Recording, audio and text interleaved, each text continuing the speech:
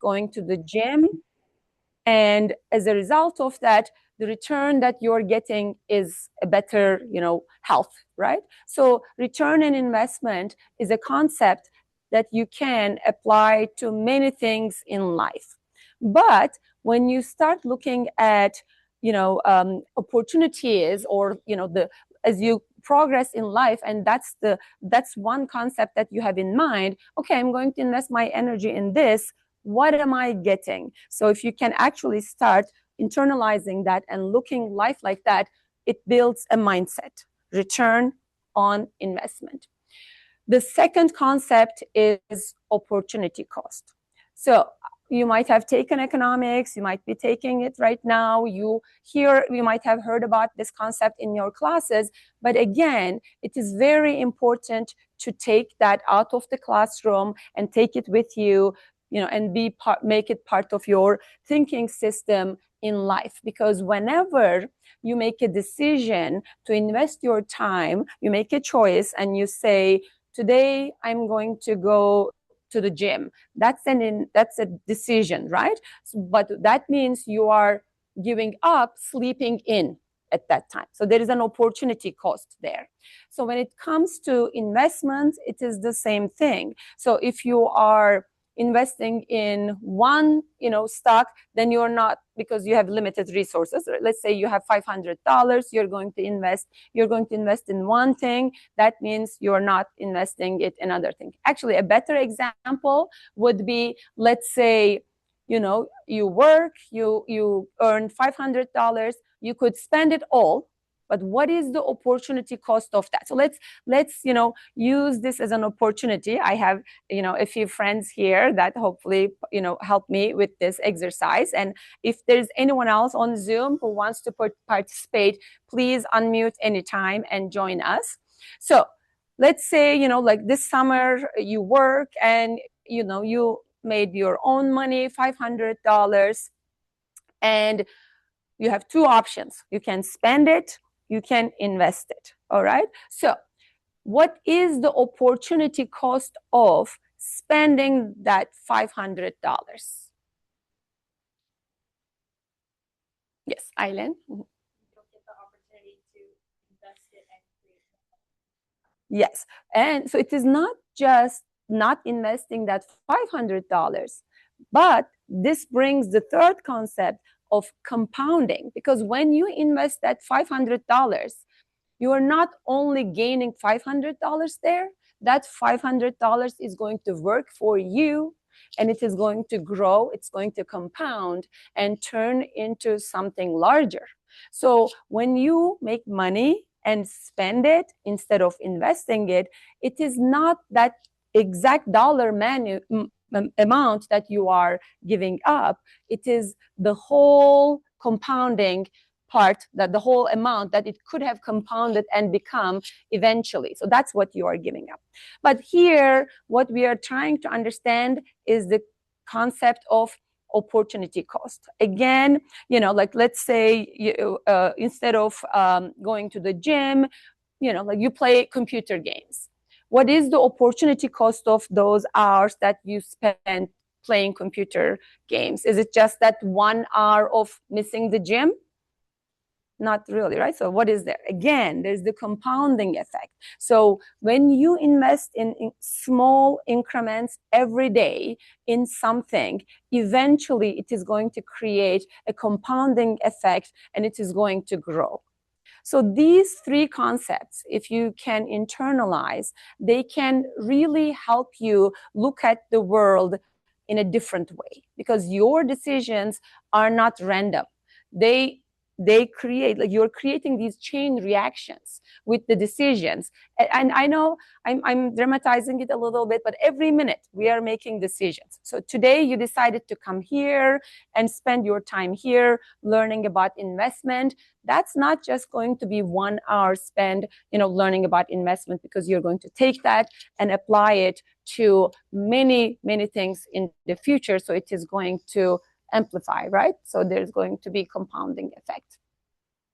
So, and as you can see, these are not independent. These concepts are not independent from each other. They work together. So every time you need to make a choice, you need to think about, be more conscious about the opportunity cost.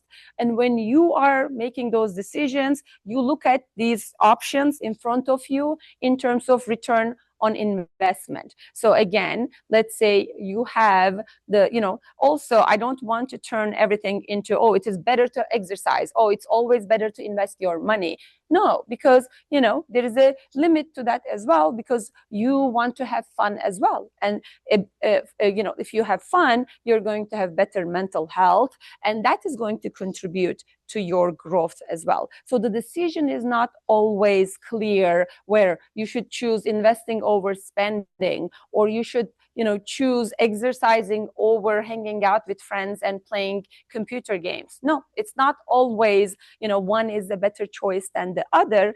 Every single time you need to be more conscious and be aware of that decision and how that the return on that investment, how that is going to make your overall life better. Because money is part of our life, but mental health and a network, that the time that you spend with your friends creates network. So the opportunity can come from many dimensions, but what matters here is being a little bit intentional about those decisions and creating this, using these methods. All right. So again, the rule of ROI is you must start thinking in terms of returns, not just actions. So whenever you are deciding to, take an action, what is the return of that? Building a skill increases earning power. Investing early generates wealth, and both yield a return. The rule of trade-offs, which is about opportunity cost. If you spend money, it cannot be invested. If you don't work, you give up income and the ability to invest. So good investors are fiercely aware of what they give up with every choice. So whenever you are making decisions, good, successful people are always very mindful of their time and energy. Where does my time go? Where does my energy go? And then comes, where does my money go? Okay.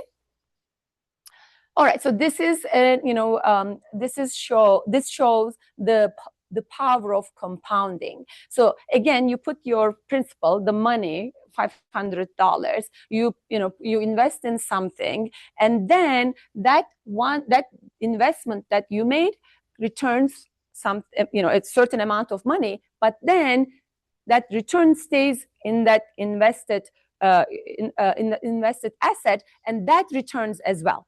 So this is where investing actually becomes powerful. When you earn a return, that money stays invested to generate its own return. So over long periods, this creates a runway chain reaction. So that $500 that you choose to invest today doesn't just grow a little bit.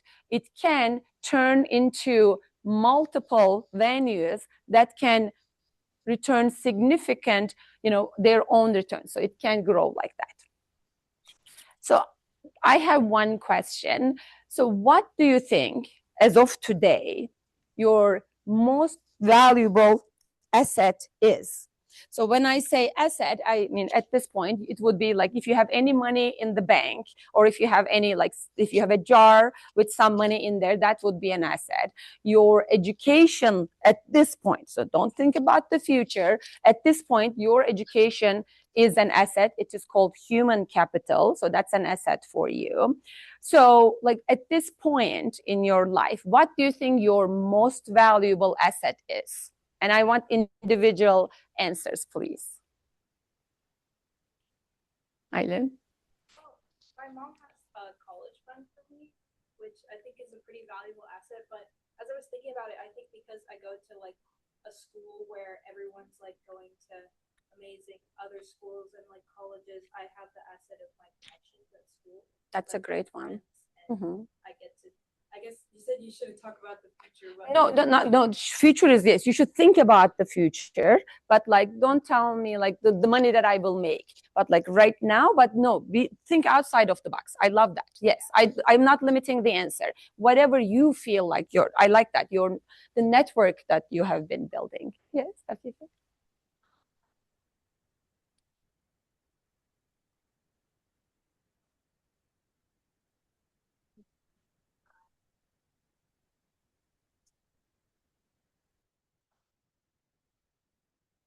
Amazing. Great job. Yes. I think the education helps. Awesome. Yes.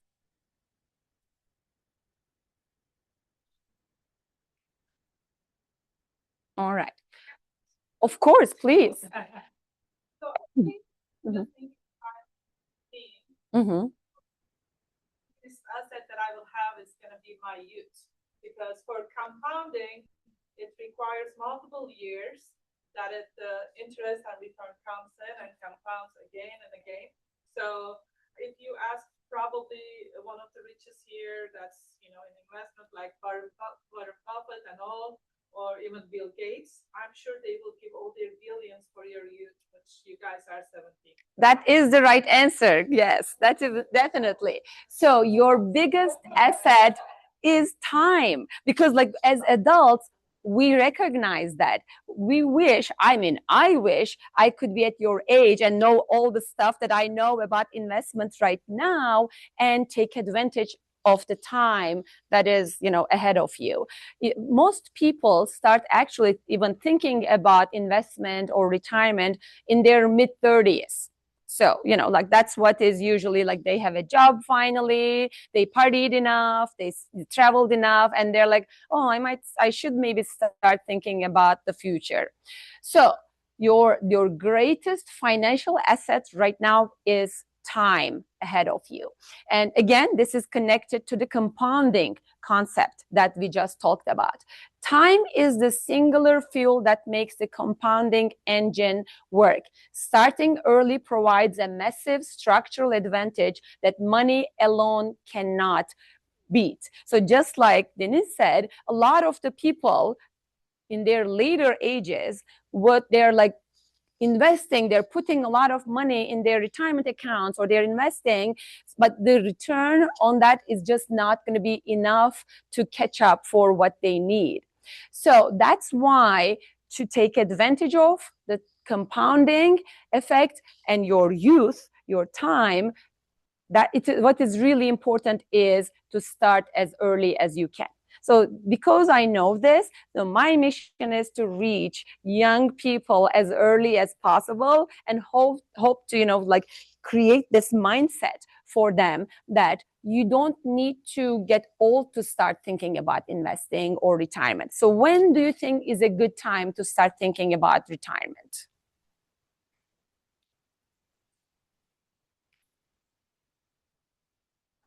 Just realistically, 30s. Too late. 30s are too late. And I have an example for that. Even now is too late for you. You could have started as a baby, so like if because it is possible. There is really no age limit for anyone to have, like retirement accounts. And we will talk about some tools that we are going to, mention. So there is no minimum age limit. You could have started earlier, but believe me, always the second best time is now, right? So I want to give you some practical, approaches as well. I don't want this to be just, like being more like a, like life coach exam, a presentation. I want to give you more practical investment strategies. So you might have heard about this, or it might be the first time you're hearing about it, but there is there is like a retirement account called Roth IRA. IRA is individual retirement account, right? So basically, Roth IRA is, it's an opportunity created by the government to motivate people to, save for their retirement. And the advantage of the Roth IRA is that, can you see? The advantage of the Roth IRA is the money that you put in is after tax. So what does that mean? Before you even put the money in your Roth IRA account, which you open in a bank, right? You know, your parents help you. You go open a, like account. So you need to pay your taxes. You invest, you put that money, you deposit the money in your Roth IRA account, you invest it in there, and we can talk about like what to invest in. But the most powerful component of it is that after you put that money in, the growth is tax-free. So that means, let's say, like in that account, I would say you can go try to figure out the next NVIDIA. So I'm not telling you don't go try to figure out which companies are going to be successful, but do that in the system that is going to give you the greatest advantage tax-wise as well. So basically, you can now work and earn money.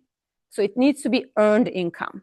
You can't just, like the money that your parents give you cannot go to in your Roth IRA. So it needs to be earned income.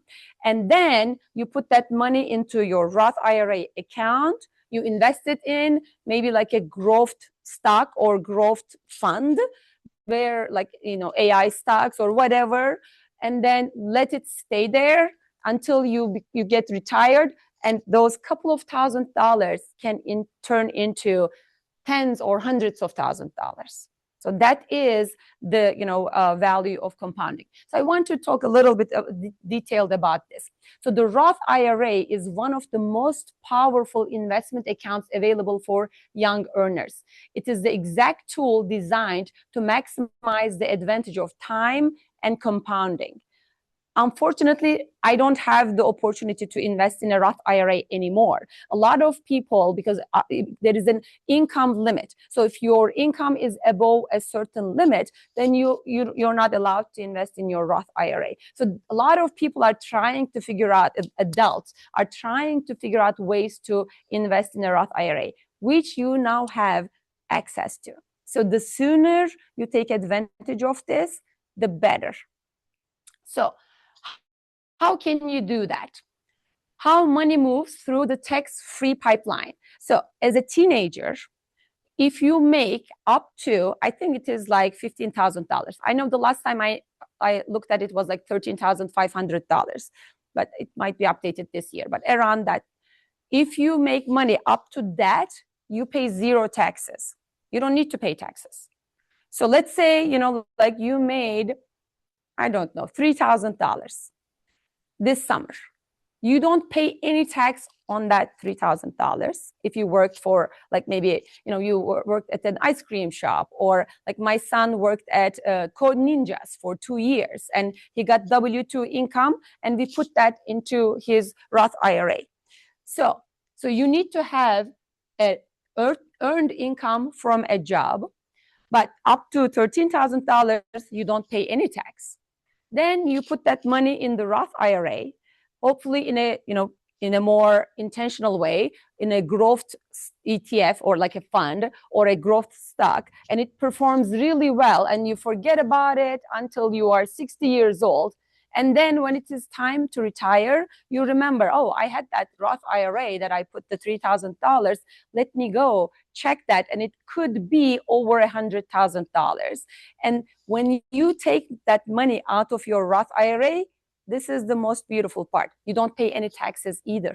So this is a way that you can take advantage of this, that you are young. If your income is less than $13,000, you don't pay taxes, and then you put it in, in your Roth IRA. Let the compounding work for you, and then when you're retired, you get the money, and you don't pay taxes at that time either.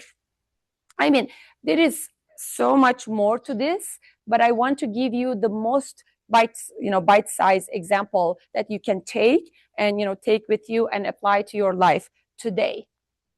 So I need to be careful because I said something and I want to clarify that the not paying any tax is only if your income is a W-2 employee income. So if you're, working for an employer and they are hiring you as a W-2 income earner, then you don't pay any tax. But you don't have to go find a job. You can do freelance work. You can do babysitting. You can do dog walking. You can, do we can build websites, AI agents, or like you can do tutoring. I mean, we have some very talented, youth in our circle. Like I know all of you are either amazing at math or, playing an instrument or great tennis players. You can go and tutor or, teach those and make money.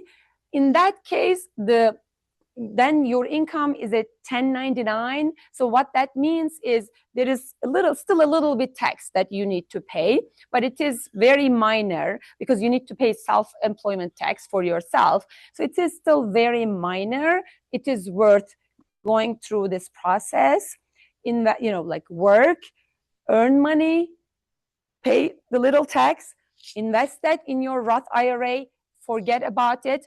And then when you're retired, you're going to thank yourself. So the limits, you can only contribute up to the annual cap, and the contribution must be equal or less than your total earned income for that year. So the maximum you can invest into a Roth IRA is $7,500. So even if you make $9,000, you can put up to $7,500 in your Roth IRA. But let's say you only made $1,000. So the only amount you can contribute to your Roth IRA is that $1,000. So it needs to be earned income.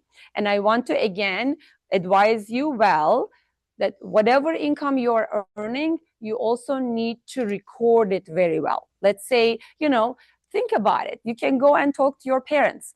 Like if you're already babysitting for your parents, this is something your parents could pay somebody else, but instead they are using you. So they can pay you, and you can record that, and that would be earned income for you. You can, clean the yard or the pool for your family. So think and talk to your parents. What kind of services they are paying others so that they can pay you to do it, maybe at a lower rate, because you're not professional yard cleaners, right? Or pool cleaners, at a lower rate that is appropriate for you.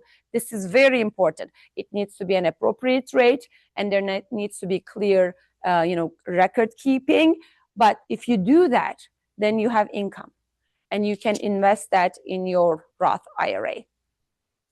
So I want to show an example so that we can put these into concrete numbers. So let's say we have two people, which we started giving this example already. We have a 15-year-old, the early starter. He is going to invest. He's going to work every summer, make $3,000, and then per year for 10 years, and he's going to invest that $3,000 in his Roth IRA. So he doesn't need to pay any taxes on that $3,000. And then because it is going to grow inside the Roth IRA, he's not going to pay taxes at the end when he is retirement age as well, like around 60 years old. But he's going to stop completely at age 25. So if he's investing $3 every year for 10 years, how much he is putting in exactly total? 3 times 10, $30,000. So he is putting $30,000 between the ages 15 and 20, 15 and 25. And we are making an assumption that, okay, but when you put the money, when I say put the money in your Roth IRA, I don't mean just, deposit it and forget about it. No, you need to invest it. What does that mean? You need to go and buy maybe one stock, or I would recommend, they're called ETFs, exchange traded funds. For example, my favorite is QQM. You're also always welcome to email me and ask about these things. Don't never be shy about reaching out to people, because adults love it when the young people are taking initiative and asking them for advice. So anytime, please reach out and ask those questions. So he's going to invest that into QQM. So what is in QQM? When you're investing in QQM, you're investing in NVIDIA, you're investing in the Taiwan Semiconductor Machines, company, you are investing in Micron. So all of those technical companies is under one fund, and you go, buy $3,000 of that every year, and then at the age 25, you forget about it. Let's introduce our late starter. So the late starter is usually the norm. This is the people, like, remember we talked at the beginning that most people start thinking about retirement around age 35. So this, investor starts at age 35, starts investing $7,000. That's close to the limit of investing in a Roth IRA. But then he does it until he retires, until 65. So he is going to put $7,000 for 30 years in his Roth IRA. And he just started at 35 instead of 15. So how much is he going to invest in it in total? 30 times 7,000, 210,000. Okay. So now let's compare how they're going to perform. So here, I think I have a laser too. So here we have the teenager who only put in $30,000, and when at 65 years old, that $30,000, assuming he's getting 8% return, compounding, working for you, you're not working anymore, your $30,000 working, is going to turn into $1.1 million. But the adult who started at 35 years old, put 210 until 65, like, this is not bad either. So, like, still, you're going to look at the difference, 30,000 versus $210,000, right? Yeah. So what is the point here? You cannot beat the compounding effect of those first 10 years. So time is so valuable. And just like we all the adults here want to be at your age and have that opportunity, given to us to start and turn that, couple of $1,000s into millions. All right. I want to stay here a little bit so that we digest and see if we have any questions. So was this shocking for you? Did you expect that it was going to maybe turn into $100,000, but not 1.1 million, right? Yes. So does this happen like every time a teenager invests, or do you have to like invest smartly?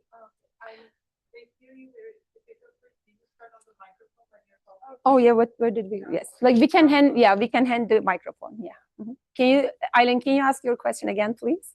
So do you have to invest in a specific way, like a smart way, by learning the way to invest, or when you just put your money into a Roth IRA, does this happen most of the time?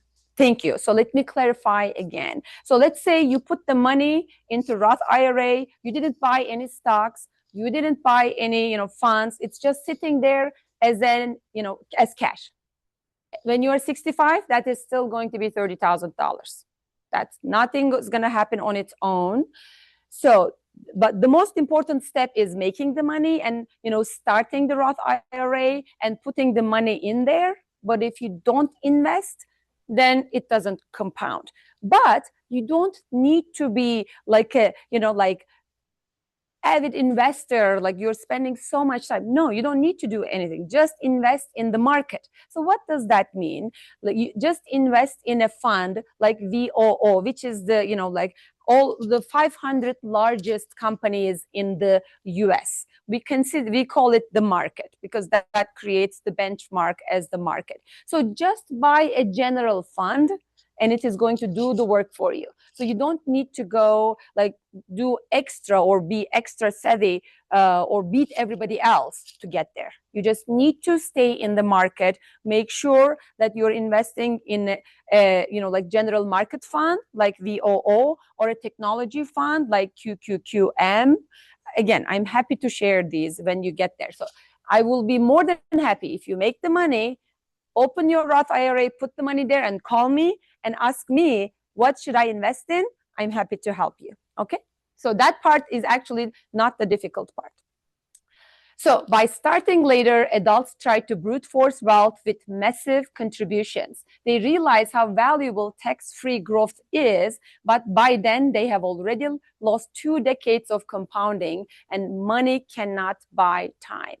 So that's why I am trying to connect with as many young people as possible to show them they are holding a very valuable asset in their hands, their time, their youth, and they should take advantage of that.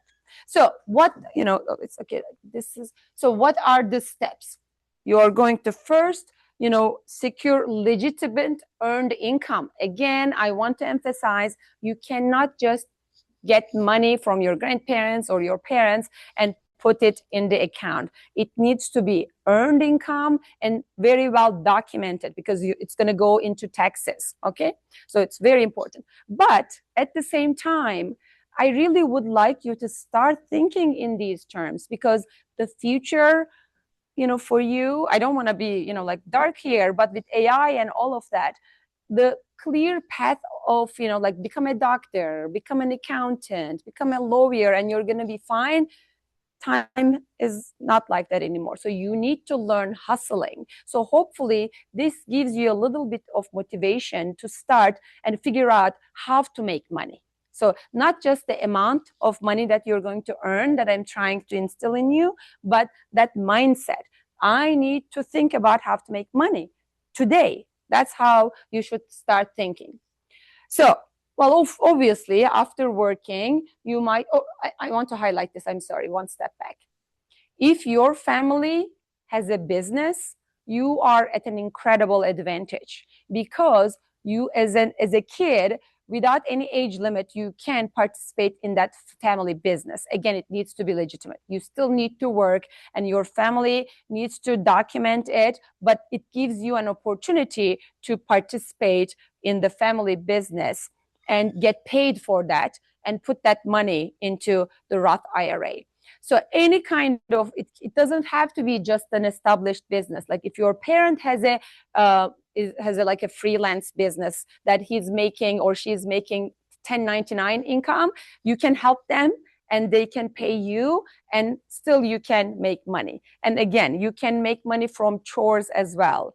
But I also recommend, like Code Ninjas is, hiring a lot of teenagers. So, or when you go to college, you might now, you might not need the money, but this is not about that. Your parents might be more than happy to pay for everything and they might have the money, but putting that $7,000 or like for 10 years is going to turn into millions. So why pass on that opportunity? So this is not about if you need the money or not. The opportunity of wealth building is given to you. You just need to participate in that. So I want to be careful here. We will talk about the return on investment. Let's bring back the concept of return on investment. I don't want to give you the wrong message. I'm not saying, oh, instead of studying for your classes or, like at college, instead of, like paying the most attention to your classes or volunteering at a lab to gain experience, that you should go work at Starbucks and make money. That's not what I am saying. So let's think about it. When you compare those two scenarios, you're in college, you could pay 100%, attention to your classes and do really well and gain experience, by volunteering in labs versus making some money at Starbucks. So when you compare the return on investment on those two options, which one do you think has a higher return on investment? Education. Your education is always a better investment that will bring return, because that way you're going to make hundreds of $1,000s every year instead of a couple of $1,000s that you make enough to put in a Roth IRA. So let's clarify that. I'm not saying that take away from your education or building skill time to work, which at the same time I think they really feed to each other. So, but if you have a summer where, like lots of free time, you could be just vegging out, watching Netflix, playing video games. Let's bring the opportunity cost example here. So instead of like spending the whole summer, just, like resting is good. Again, I'm not saying kill yourself, like everything in balance. But if you have that time in front of you, consider working and making a couple of $1,000s, because you're not only, as an opportunity cost, you are not only giving up a couple of $1,000s, you are giving up millions. The opportunity cost of that is millions. So it is a balancing act, right? So every time, that's why I started with the return on investment, opportunity cost, and then compounding concepts, because you need to make these decisions. And every time you wake up in the morning, should I go to class or not? You should go to class. Should I take this, volunteering position? Yes, you should, because all of those are going to compound and become income as salary in the future. But if you have free time, then consider tutoring, building a website, starting at a coffee shop and make a little bit money to put in your Roth IRA. So be intentional. Do not spend it all. Invest a portion. If you spend it, there is no compounding. Weight trade-offs. Don't sacrifice your entire youth just to maximize short-term income, but understand that zero work means zero compounding. So now you know that time in your hands has value. How do I turn that into wealth for myself in the future is what you need to start thinking about.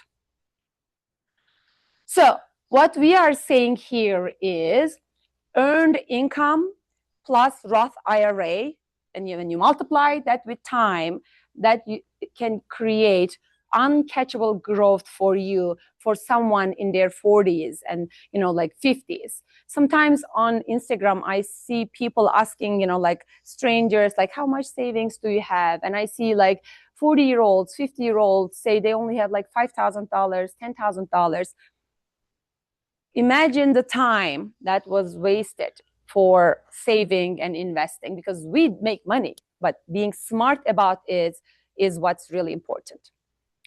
So that's all I would like to say today. But again, I want to emphasize my goal here is not to get you to make money or even open a Roth IRA, but to show you that investing is about understanding the system. There's a system out there. So if you are educated about that system, you don't need to be lucky. You don't need to, find the next NVIDIA to make money, to make big money. You just need to be aware of which opportunities are available for you in that system and participate in it. So the sooner you start, even if, let's say, this summer, you only do like a couple of hours of babysitting and you earn $100, you go open that Roth IRA and put that $100 and buy one share of QQM, you already made so much progress because you started participating in the system. Just that first initial step is very difficult, right?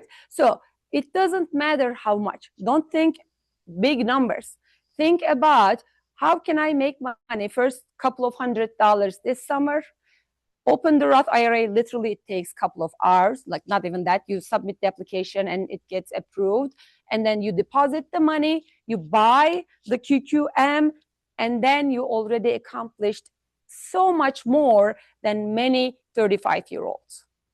And then if you make more money, you just put the money in there whenever you can. Okay? All right. Any questions?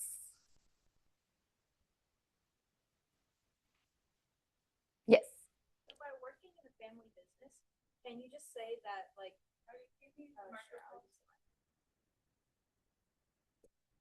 when you're working in a Family business, can you say that you just like did some chores for your mom and then she give you some, or does it have to be like an So if let's business? say you cleaned your room, Yeah.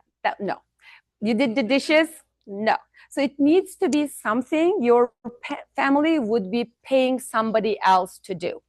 Like examples are usually because you need to show IRS that you are, you're doing legitimate work, even if it is your parents, then, and they're paying you. For example, I'm paying my son to tutor his brother, in coding. And I think, he's the best tutor I could find. So I'm more than happy. But he, made a good argument. And he said, Mom, I could be spending that time doing something else or like hanging out with my friends, and that he's less likely to spend time, with his brother. So I offered him a pretty decent, amount that I felt comfortable paying somebody else. So again, like if I weren't paying that for my older son, I was going to hire somebody else, right? I wasn't going to do it. So again, it needs to be something that your parents would be paying somebody else to do, not cleaning your room or, like doing regular chores at home. Or walking the dog, like if you have a dog, like because most people pay money to others to come and walk their dogs during the day, but it needs to be very well documented and make sure that the rate you are getting paid is reasonable. Let's say like we have a 10-year-old who is walking the dog, like she shouldn't get $30 for that, right? It needs to be age appropriate as well. Yes. The microphone.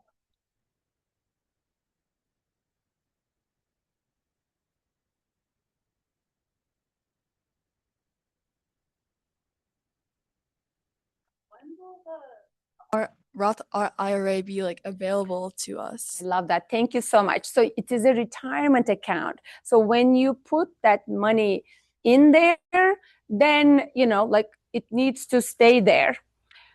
It's not like, oh, if I need it, I can never take it. You can, but there will be a small penalty, like, 10%. So the age is 59 and a half. After that, you can withdraw the principal, the $30,000 that you put in. You can withdraw that, and the return, gained, the capital gains after 59 and a half as well, tax-free. But if you do it before, then for the principal, there is a penalty of 10%, I think. And if you do it for the capital gains, then you pay the capital gains tax. So for it to be kept, grow, compound, and be tax-free, you need to wait until you are 59 and a half.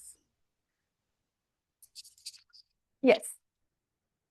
I want to give an example here. As we have been saving in our IRA, and as you know, the house prices are so expensive in California. The way how we finance our house, second house, is that we withdraw from our IRA. And at that time, it was very smart because we know that the market, especially in 2008, had a crash. Yeah. It was really great things. So especially for the youth here that I would like to mention is you can start investing now, as Hilal mentioned, right? And then when you're ready to buy your first condo now, maybe your apartment or house, this IRA also can be the great start for this. So like I said, I just gave you the very first step. I'm going to add on to that. You can even buy your house under your RIA. And then when you sell it, the capital gains compounds there as well. So I'm not sure about the Roth IRA, but IRA, I know you can also buy, real estate under your IRA as well. Yes. Go ahead. What is the earliest age they can start opening this account for? 0 at birth. Oh, baby. At birth. There are influencers. There are influencers people who have businesses. They use their babies in their marketing. They take pictures of the babies, and then they pay their kids income for that, and they put it in their Roth IRA. As long as it is earned income, there is no age limit.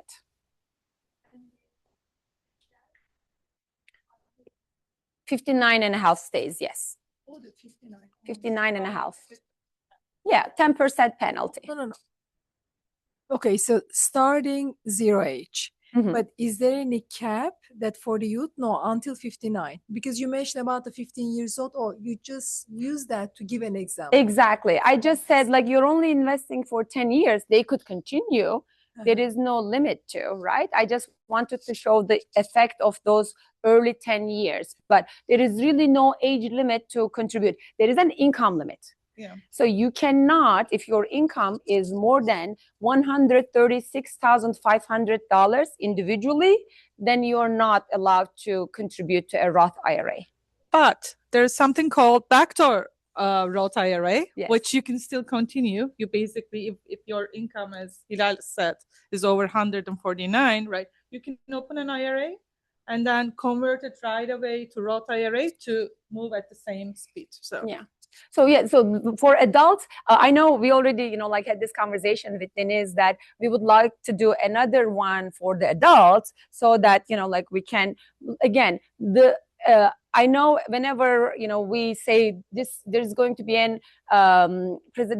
a presentation on investment, people think about talking about stocks and bonds, and that's still what most people do.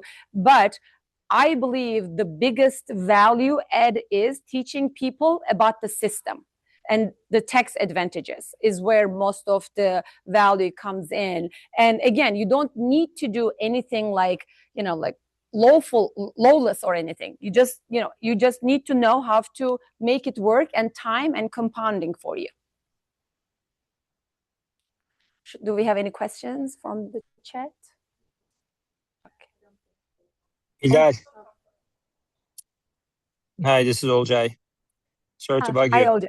Hi. No problem. So if I want to employ let's say my son to tutor my other, whatever, same thing you're doing, I guess. Yes. So what kind of documentation do I need? How do I give a 1099? How do I give a W-2 as a parent? So you cannot give a W-2 because you need to be an employer and like a business and employ someone. But you can just pay that and give, and then he can file taxes on his own, and I mean not on his own with you, but like individually as a person, not as your dependent. And because he has earned income, he will need to pay a little bit of self-employment tax on that, and the remaining he can put in his Roth IRA. But then he's not my dependent anymore? Is that what it means? So then I lose something? He depends. I think he can still be a dependent, but right now I can't really tell. I will get back to you on that, because we did that last year. We did the 1099, so Darren signed his own taxes for the first time, but I need to go back and check the dependent part. Okay, but and then how do I give the 1099? Do I just print like the 1099 online and then just give it? No. Do I give him like a 1099? Or what do I do? 1099 is the number for the tax document. All you need is an Excel file where, on the days that your son, daughters, his sister, you write the date and the amount and, tutored in math. That you keep a record of that. And one thing I am very careful about is I never pay cash. I Zelle him, and then in the Zelle, I write what it was for, so that in his bank account, there is a record of the work that he is doing. I still give, let's say I do some freelancing stuff myself, and the companies always give me 1099 form to fill. Yes. So then the kid fills that out, like not the parent. not the, I mean, you do it with your kid, but it is the tax form because, you know, like freelancers could be making money from many, many different venues, right? So all of that money comes together, and as a tax payer, you file the 1099. I mean, you don't file the 1099. You file it as a 1099 income earner, not a W-2 income earner. Thank you. Sounds good. All right. Any other questions from the Zoom?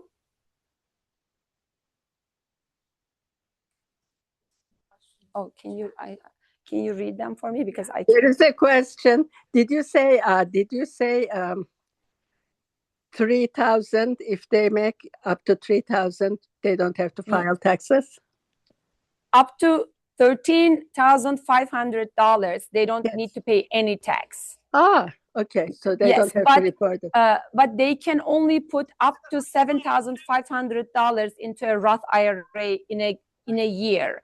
So I would put the remaining in a brokerage account and help them invest. But there is still compounding, but it is not tax free. There will still be tax, but still better than not investing at all, and taking advantage of compounding. Yes, this has been really helpful.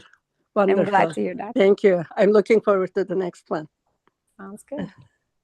Thank you. Thank you. And looks like someone asked in the chat, iyi belgeleme derken nasıl bir belgeleme ve bunu kaç sene tutmak gerekiyor? Okay, this is extremely, extremely important, because otherwise you would get, in trouble with IRS, and, like in Turkish we say göz yapayım derken, kaş yapayım derken göz çıkarmak. So you don't want to do that. So how can you document? Again, as an individual, for example, like Eileen could be doing babysitting, dog walking, and she also works at a coffee shop, so all sorts of different things. She should, make sure that there's an Excel sheet or a Google Doc where like she enters those times, and then, the amount that she's paid, especially if it's cash, because most people pay, babysitters and dog walkers cash. So she should also put how she got paid cash, and but it is always better to ask paid by Venmo or Zelle, so there is actually a proof of payment. And again, if you are paying someone, a teenager, or your own child, when you're paying them with Venmo or Zelle, always write a note about what it is for, so that it goes into record.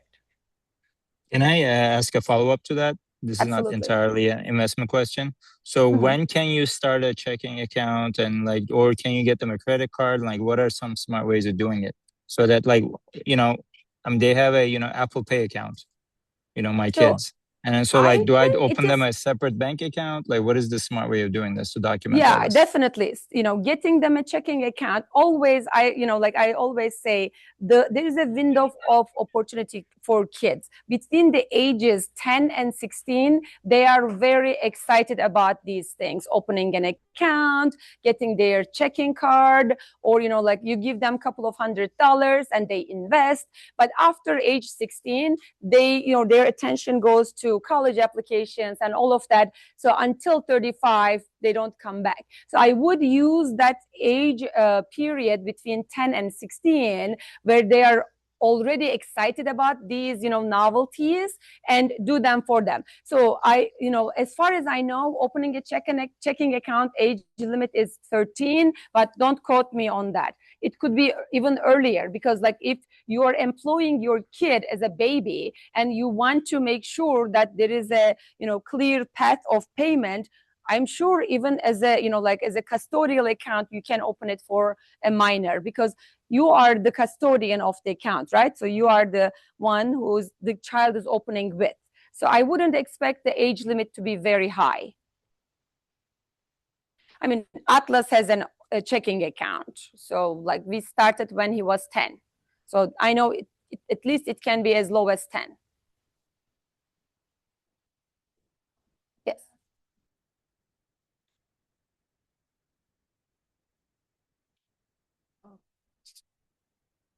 Actually, something funny. Now it makes more sense. in front of the CVS, I saw kids.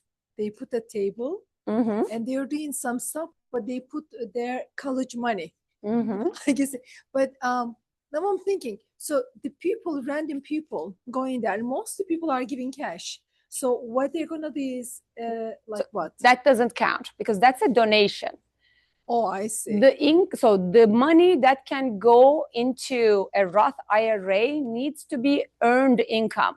So there needs to be a trade of labor or like skill, and then you get paid for that. They're doing something like henna. I see that. Oh yeah, sure. They're Like if they're I doing something, for sure, they can put that in their Roth IRA.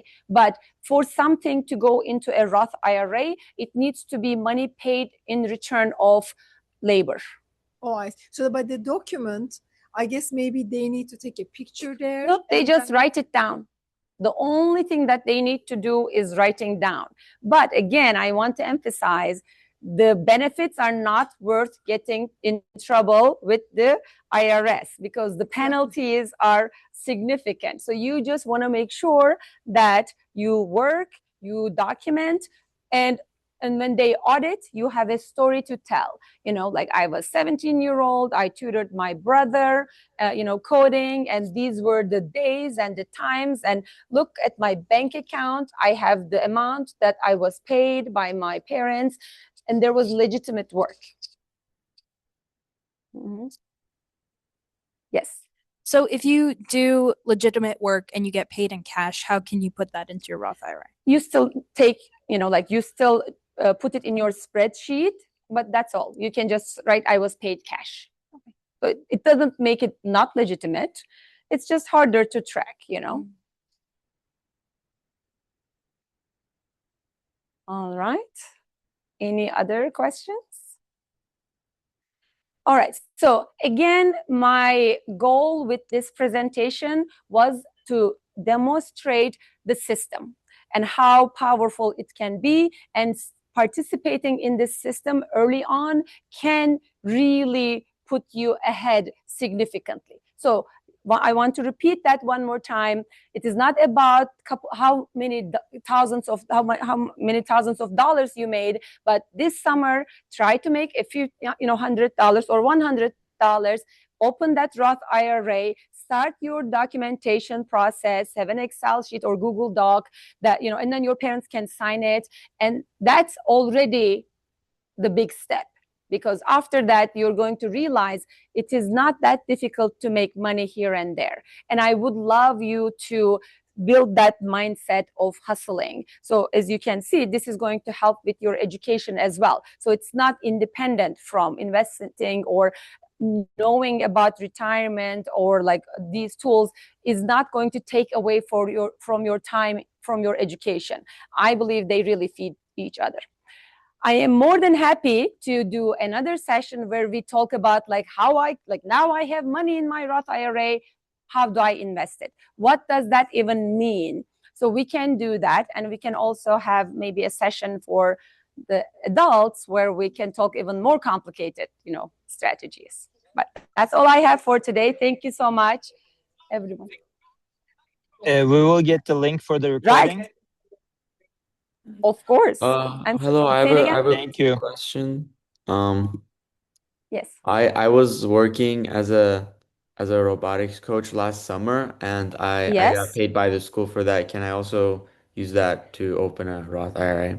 So theoretically, yes, but you missed the window because you worked last summer, and the period where you can contribute that ends at April 15th, which is the tax date. But if you work this summer, like if you do the same thing this summer and make money, I would immediately, open the Roth IRA and contribute. But you cannot. So this is a great question. You cannot go back and contribute money from earned income from past years, because you have 1 year window that you have to put that money in that year. Okay, thank you so much. No, it is April 15th. Yeah. I'm sorry, say it again, Demir. Yeah, thank you so much. You're welcome. Is it the end of the year?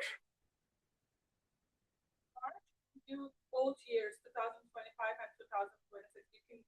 Yeah, you can definitely do 2026, but up until, I mean, I will double check, but my knowledge is you can do. Yeah, I'm sorry. You need to be paid in 2025. The money, the work needs to be done in 2025, but the contribution date can be, up until the April 25th of the following year. But the work needs to be done before.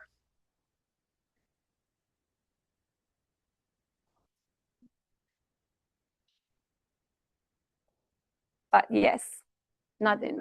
But again,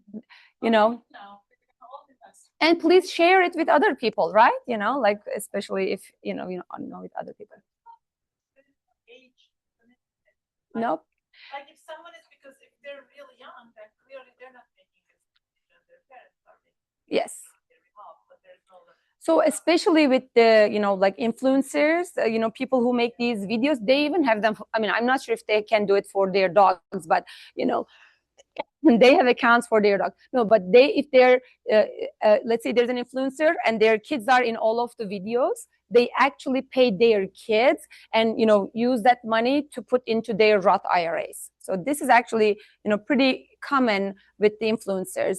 As young as a newborn baby, they can do it. I have a question. Yeah. So you said if you withdraw it earlier, you get a 10% penalty. Is that on like the entire thing? It is the $30,000. Oh. So, for the $30,000, the compounding part, the capital gains part, if you withdraw it early, then you need to pay the taxes. So you lose the tax-free advantage if you try to withdraw it earlier. But like I said, again, that money doesn't necessarily like stuck there. You can sometimes use it to buy other things, like real estate. And I want to mention one thing, the Olcay questions. I think there's also for youth is one of the things is building credit, because I'm sure you guys would like to buy your own car and not be on parents, or in the future you're going to apply for mortgage. For reminding me, because maybe we can a little bit talk about that, how to build credit, because checking account is basically is how much you deposit. Mm-hmm. To build credit, you need to have a credit instrument. So yes, the sooner the better. Yes.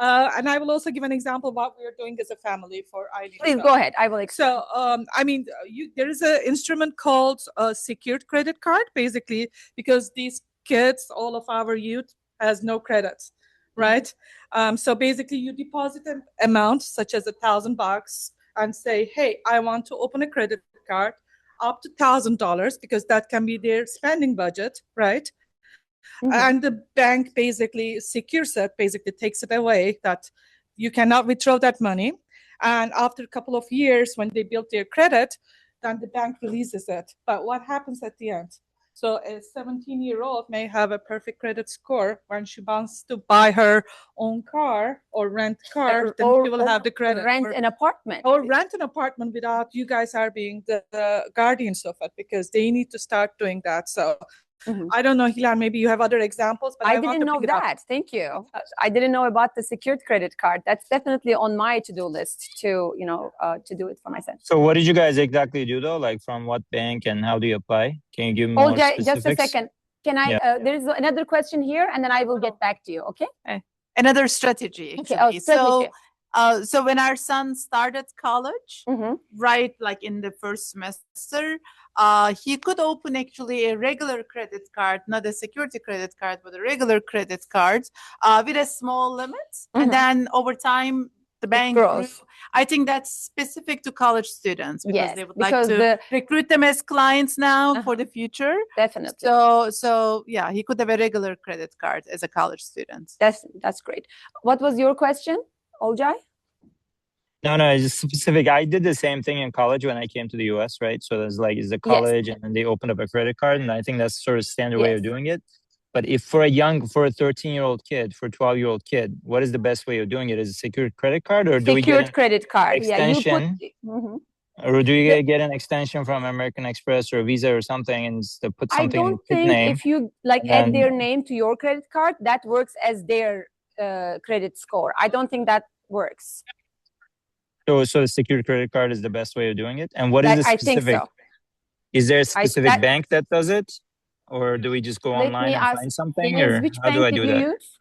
You can choose anything, Wells Fargo, Chase, all of them will do that. It looks like all banks have this option. Cool. That's very helpful. Thank you. She's gonna open hers on Monday. They'll let you know in the group how it goes. Actually, we tried on Friday, but it was too late to get into it. Because that's also another way is that like she has been on my credit card as additional card holder. But I don't want her to have the same but I don't want her to have the same credit limits that I do as a 17-year-old. So yeah, that's how I want to limit, because my card says, all of you guys, right, yeah. About 40 is high limits, right? You don't want to give your daughter a $45,000 credit card limit. Definitely. In university. So we'll let you know how the process goes. I will open it hopefully on Monday. Now that goes on top of my to-do list too. Yeah. That goes on top of my to-do list as well. That's a great idea. All right. Any other questions? Yes. Maybe when you. So this is like a question for adults. I mean, when we have our adult conversation. Sure. But I'm curious right now. Of course, yes. So what happens? Okay, we can show the kids this is great for them. It's a no-brainer. Mm-hmm. But I would think it's a challenge to get them to do it. Absolutely. But what are the practical ways other than, I mean, I know you're showing that it's essential for them to do this, but what can we do to encourage them more? Engage, right? Engaging them is, I mean, I completely agree. Like they are so busy. Like they have to not only worry about school, extracurriculars, starting clubs, like all of that. These kids are busier than adults. So I understand like adding one more, like mindfulness and doing this is not really, the best. But at the same time, I feel like this should come ahead of a lot of things, a lot of other things. So this now comes to the thinking of opportunity cost for parents. Like instead of expecting your kids to do like, I don't know, like the extracurriculars and then the, go to take this, $5,000 summer camp at Harvard, or like maybe it is better for them to work and build that resilience or mindset of, and that, so something needs to give for this to, come to realization. I don't want to add even more to their plate. So, but at the same time, obviously I'm biased, but in my opinion, this comes above all those other things that imagine all the times they spend for like piano lessons and tennis camp and all of that. A little bit of that can be directed to building this kind of mindset. So give them free time. Don't overschedule.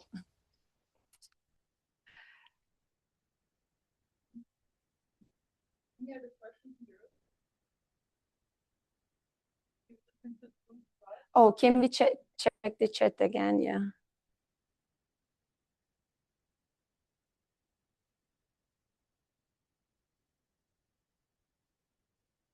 Let me get my glasses.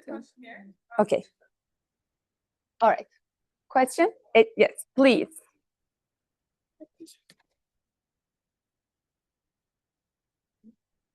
When was your first investment?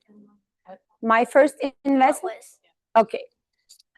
So I didn't even know what economics or finance was until like I was a senior in college. So you guys are so lucky that you're hearing about these things, at an early age. And then I probably had my first investable, account when the first year of when I started teaching. So I was 26 years old. I started, as a professor teaching. I got my first salary. And then that was the first time I even heard about 401k and then, started buying. So I was 26 years old. I was one of those old ones. But if you ask me, what was Atlas's first investment? Yes, he's 12 years old, my son. He's very into finance and, investing. So I think the first ever, like we opened an account for him. It's not a Roth IRA because this is just a regular brokerage account. He went and bought Roblox, Microsoft, because like those are the ones that, he heard about, Roblox, Microsoft, and Google. So those were his choices for the stocks that he bought. But now as a 12-year-old, he knows what an ETF is. He understands the S&P 500. So in 2-3 years, we made a lot of progress.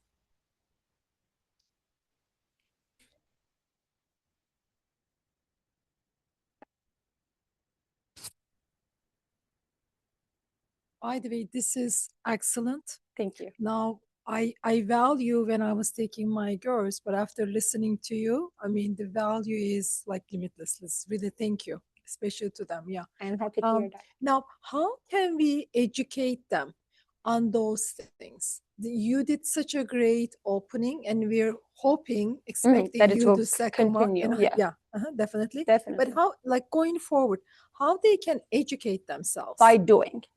That's why I wanted to start this presentation, not with, stocks mean this, bonds are these, because I do that kind of investment education at the CFA LA Society. We have partnerships with colleges and we go teach. But I know that first the mindset needs to form, and then the systems, participating in the system works. So if you really want, as parents, like what can we do? I mean, I don't want you to, but if you have to, hold their hands at the beginning so they make a couple of $100, open that Roth IRA with them, not for them. Again, anything you do for them will deprive the opportunity for them to do it themselves and grow. So I'm not saying, because here the benefit is not just about the money that goes into that account grows, and it is building the character, building the investor themselves, right?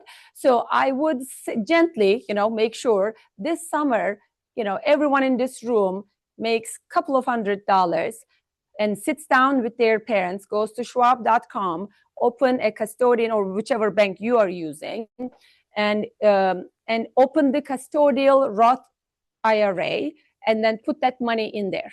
So when you put in there, then the next step comes like, oh, what did she say about investing this money in? But until you get to that point, it doesn't matter if I spend 3 hours here talking about stocks and bonds and correlation and diversification, it will be very surface. So that's why I wanted to start with the action. Like get them, make money, okay. So if that's the step we want to explore, the advantages of Roth IRA are great, but they're not the only way to invest money. You can also, again, that's like my 12-year-old does not have a Roth IRA because he doesn't have earned income, but he has a brokerage account. So that doesn't have the tax advantage. So what does that mean? So let's say, like I just said, with his first money, he bought Google. And then he got impatient. Google was going down. He sold it, right? So like at the beginning, he wanted to trade every day. He was so excited. It was like a game to him. And I was like, calm down. It doesn't work like that, So, but now that he has seen it a little bit, so if you want them to get a little bit, educated, again, doing is the best way. I give both of my kids $100 each a month as investable money. I mean, I don't do it every month, but literally this week I went and, put the whole since the beginning of the year. And then I tell them they need to decide. I don't do it for them because, again, I can invest it great. I can bring great returns for them, but that's not the purpose, right? The purpose is not making sure that they have the maximum return, but making sure that they are the ones participating. They are learning, and it is better that they make mistakes at these early ages with lower stakes than when they are making $150,000 and that's the first time they're investing, right? So I would start going to the bank and website, open a brokerage account, and then connect that to your account, and then deposit however much you feel comfortable, and then start reading a little bit about. So that part is tricky because I don't want to overwhelm these young people with the responsibility of making those decisions. So I will say, don't expect, because I know Hilal is also in finance. I have been doing finance for over 20 years. It is not simple. Because there is so much uncertainty, unknown, right? You can be a speculative investor and buy and sell. That part is easy. But doing it right is not easy. Then I see parents, because we have very smart kids, right? They say, because both of my kids are very good at math, and expecting them to also do on their own as a hobby, do stock research and investing is not realistic at all, in my opinion. That is not a simple task at all. That is people's full-time job. There are thousands of people on TV, expressing opposite opinions about things, right? So I won't expect a 15-year-old, 16-year-old to go do a little bit reading, but still it is fun. They can go do it. At least they can learn the difference between investing in a fund. What is the difference between an ETF and stock? But I much prefer that they get a little bit education before that, because I don't want to put, again, too much on their plate where they run away. So you want to make sure that the first step is opening that account and invest in, go look for VOO and QQM. That's all. Choose between the two. What am I trying to do here? Because I'm trying to simplify the decision for them, so they're not overwhelmed to the point of not participating. Yes. So it seems like you have a very hands-off approach. So you have a very hands-off attitude and letting them discover, which can be a good way. Yeah. What I was suggesting actually to adults and children, all of them, is just open an S&P 500 ETF and put the money there, so you don't actually have to do the research. Sure. And but that must be part of the session for the adults. So you can do this for them. Don't get me wrong, but the purpose of this talk is getting them to have the mindset. Yeah. No.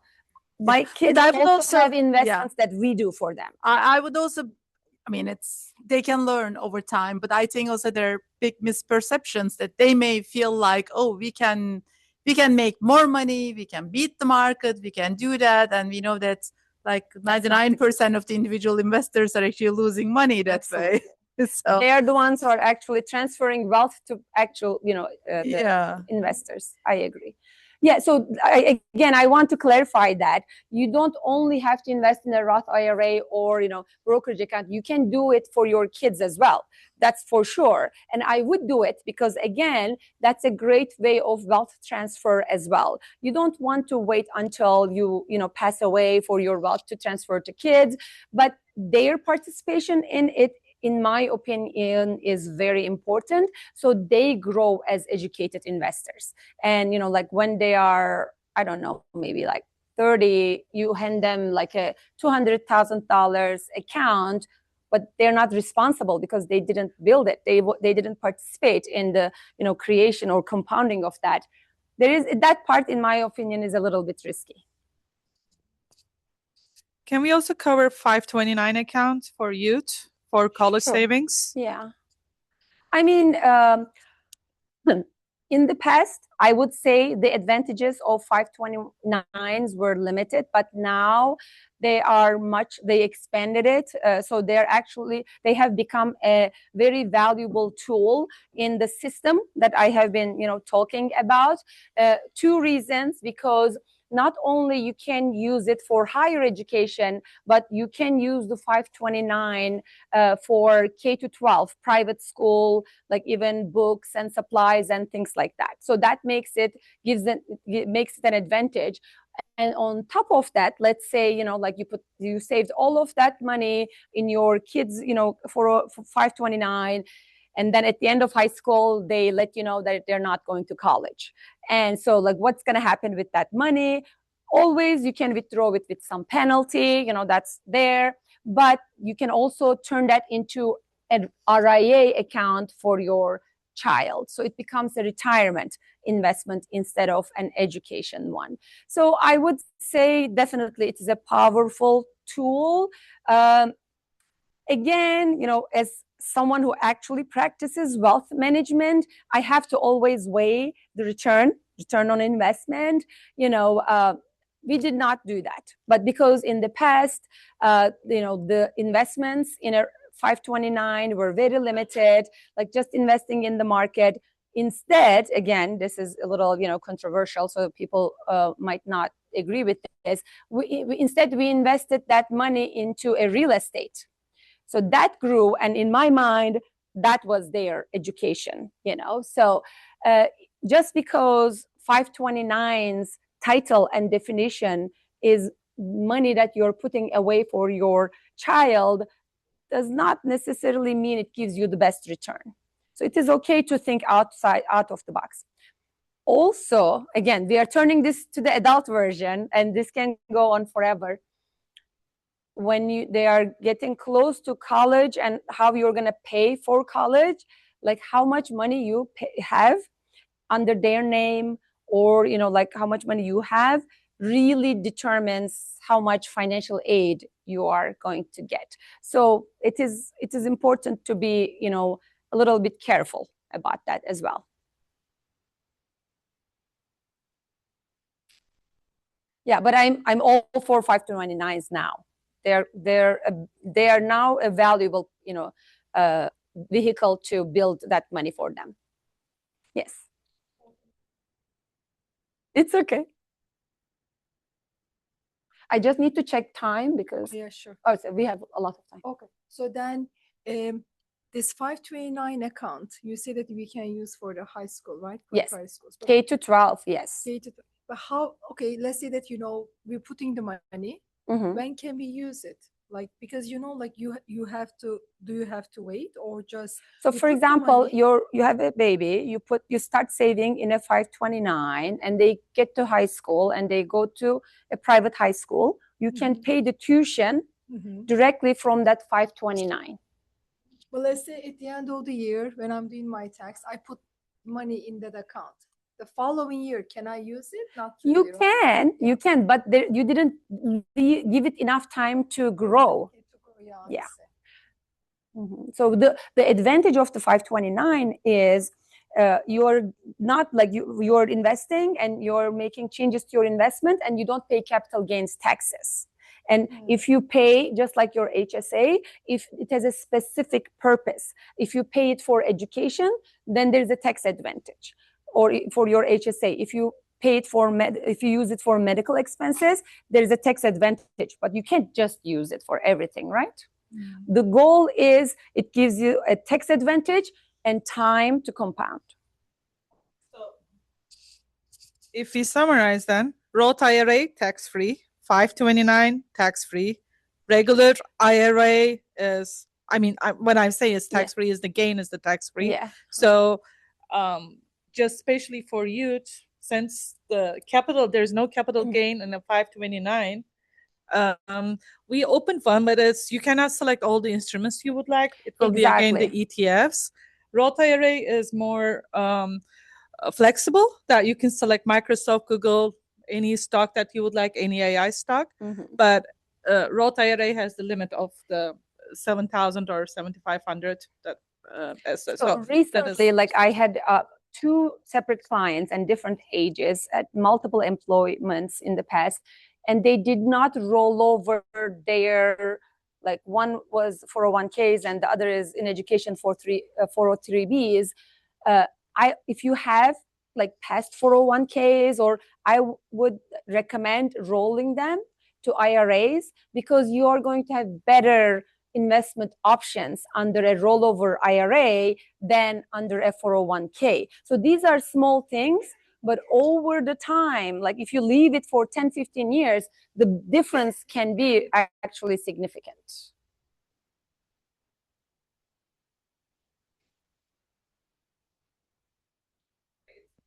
We are wrapping up our session. Is there any questions in the Zoom or anybody in the room?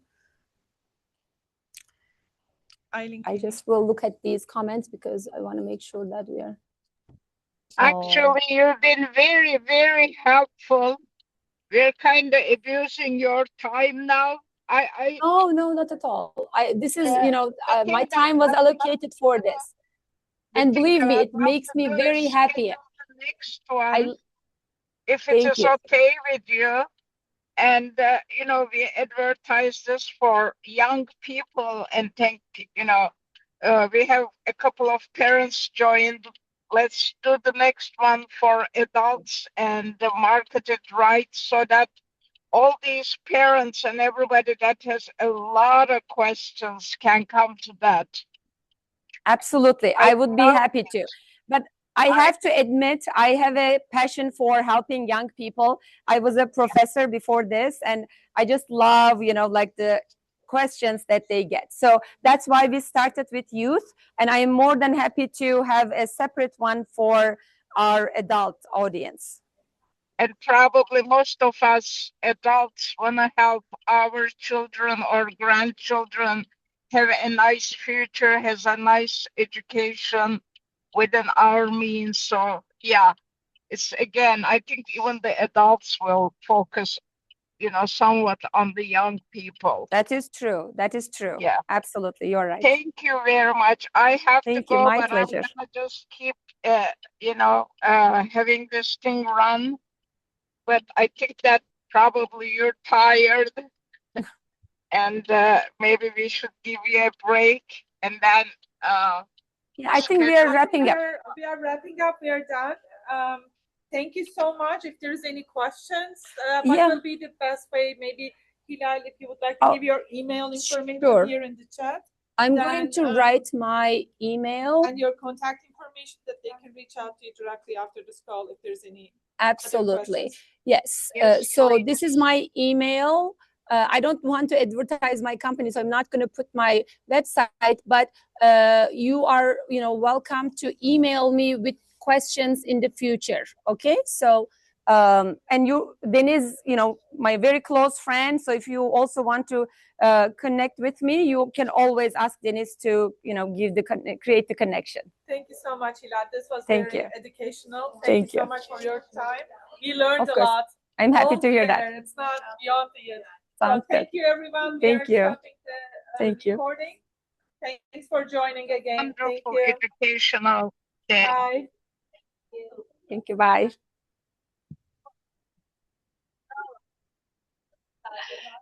Rica ederim. Rica ederim.